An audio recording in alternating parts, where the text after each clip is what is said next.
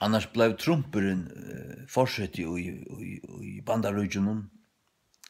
USA, som det sier når, som det sier når i Klaksvik.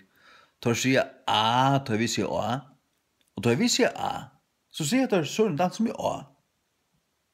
Jeg har hørt der, tar sier USA. Nei, hva er det? Jeg var mindre stortligere der.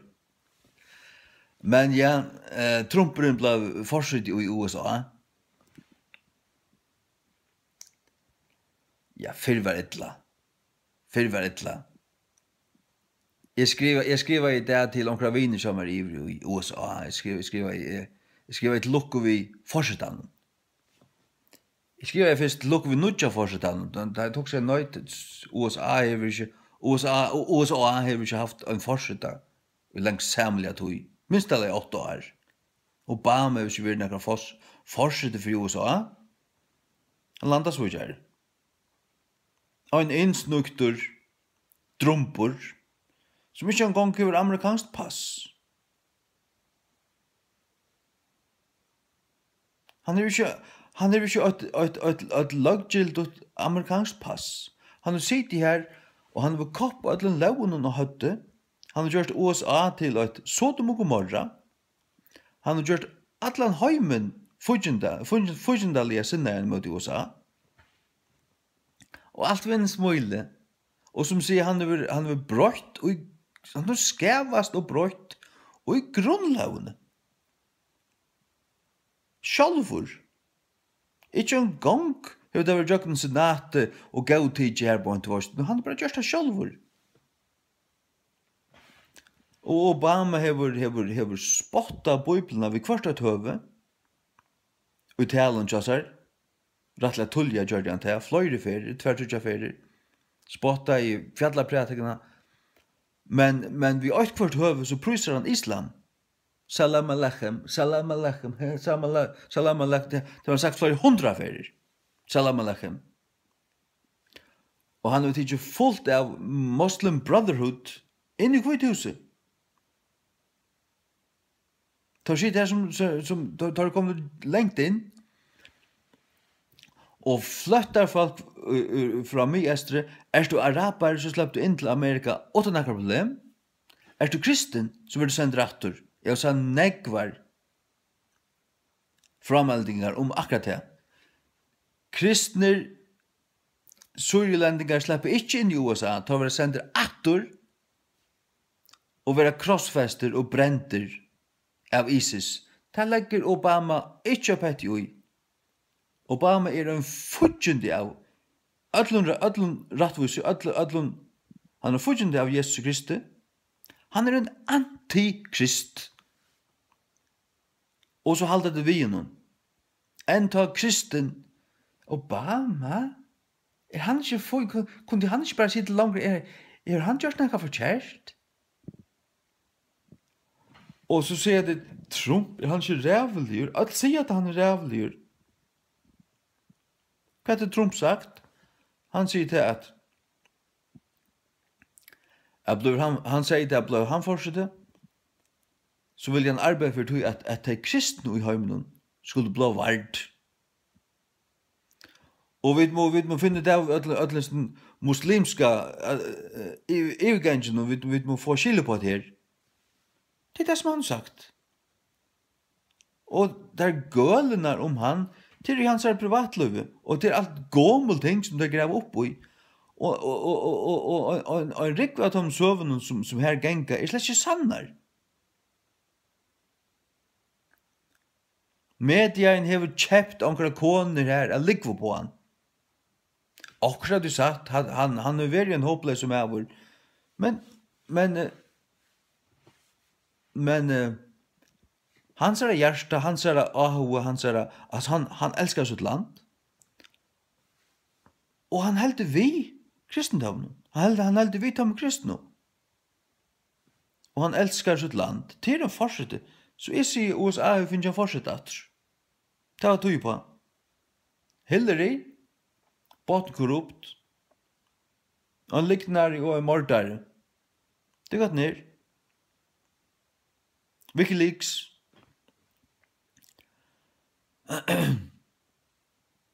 Men tar låt en affär, tar skulle ödes för jag lyser jag någon got 26,000 e-mails på några dagar, det har det slett inte gjort. Det var 32,000 teltepostar. Tar slett vi jökna där. Tar bara lagt en affär. Hon är kriminell. Och så har det helt vi henne. De allra flesta av det kun. Och alla media in. Fjällmelaner. Man får uta hemma så tøyende hemma så atlar utan RT. Einasta ettfärande, som ettfärande till russiskt. Jag står på RT. Sky och CNN och allt det amerikanska står ju på näka av det. Ja. Putin dammar väl, det står ju fullt på Putin.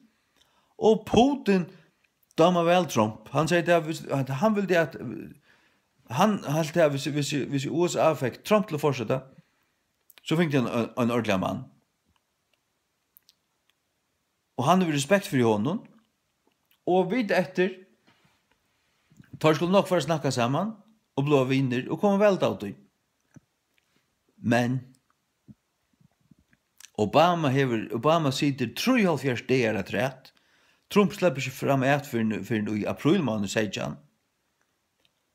Och vet efter.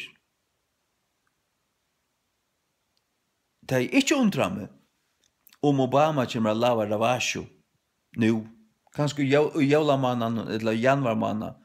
Han kommer att han säger ja, det är ett ting. Du har suttit här att en människa som hatar kristendom, spottar Bibeln, spottar Jesus och egentligen hatar Israel. Honom kanst du inte halta vid hvis du är kristen.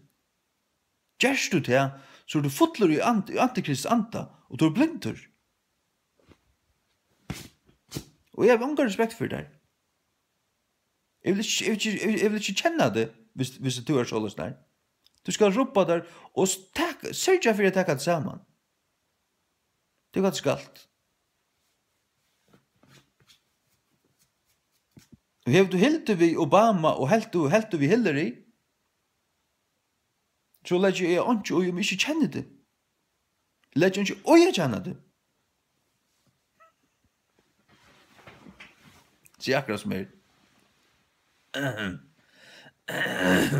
Ja. Det er sikkert for jeg får en høyla her. Allrat oss. Og nei, så jeg sier akkurat mer at Amerika finner ikke å fortsette nå. En fortsette som verkligen älskar sitt land och väljer det. Och då är det så att Amerika är kristne. Det är byggt av kristne grundarliga. Det är här, jag vet att nekvar av grundläggarna var frimurare ditt datten. Men grundläggande dvorst tar heva god vi och tan god tar snacka om ta møgnad spyr øyne hver er god? Altså, du veist, eller spyr, du veist, oi falt jo noen allavega attor. Men det er den kristne god.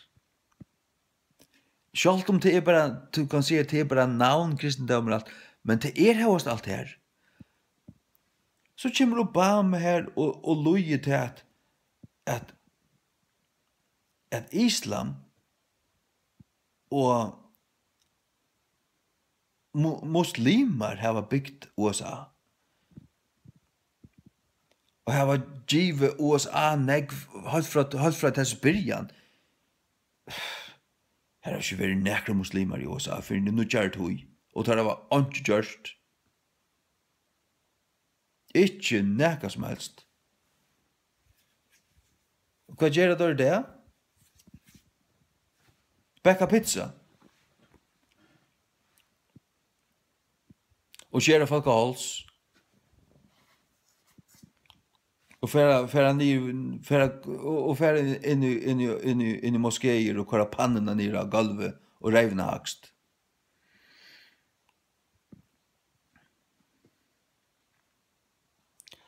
alvara tåstid.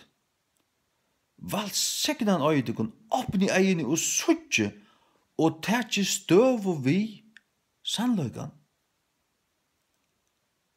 Og ja, jeg kan ikke si at Arvist, men feitikun andli nosser, til a sija da, og fløyta hva hver heldur kvæt, hette det som du heldur. Sånn her, at vita hva stande. Atlastan her som i arbeidsplassen og ut i ferja vidja onkran, snatch vi onkran, ja, jeg halde vi Trump. Han er ikke rævlig, han er ikke rævlig. Jeg har sagt, jeg sier da, vi bøynt opp i ansiktet av en mann i sørste viko. Hillary en antikrist devel. Vi halde vi Trump, så da fløyder jeg tror i. Og han helt vi Hillary. Han helt med være rævlig, han svekan. Nei, det akkurat omvendt. Det akkurat omvendt.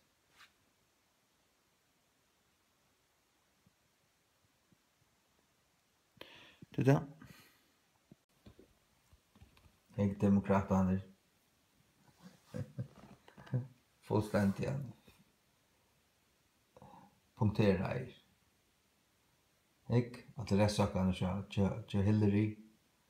Fullstendig han. Punkterer her. Ja, stuttligt.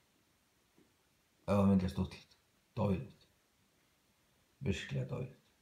Fjellmilheimer så borter at blæs som heter Newsweek hei prenta Hillary av forsyn av blæi. De følte seg så sikre i at hun får vinna. De har givet blæi ut prenta det i tusendavis eller ganske millionavis og nå kunne de slett ikke selge det. Til hun ble ikke fortsettet. Takk og lov, halleluja, halleluja og halleluja. Amen. Da det kommer til å velge politikere, så sier jeg akkurat som at kristendommer og politikker har det avslutelig fast sammen. Jeg har ikke funnet på og i munne løyve at valgt og en vantrykkvande politikere som stolar sodomie og fosterdrap i alle fænaskapet. Aldri og i løyven og i mun deia kropp. Politikk og kristendommer høyrer saman i aller høgste grad.